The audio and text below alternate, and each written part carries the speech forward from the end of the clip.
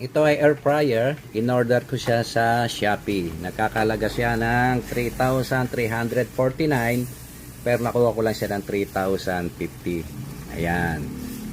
Bali, 25 liters siya. So, ayan yung kanyang video. Tix nga pala yung air fryer oven. Tix air fryer oven. So, ito yung na-testing ko na. Pinatakbo ko siya kanina. Ayan, dito lang on yan. Ayan, temperature niya ay 180. Then, ang timer, to, i-click nyo lang to. Puro sa itaas. Kanina, ginawa kong 20 yan. To, taas. Then, pinatakbo ko siya ng 20 minutes din. Saka nyo yun. Ayan, ilaw na siya. So, sana ay matibay siya, no? Ang ganda siya, 25 liters. Kaya niya yung malaking chicken. So, ayan.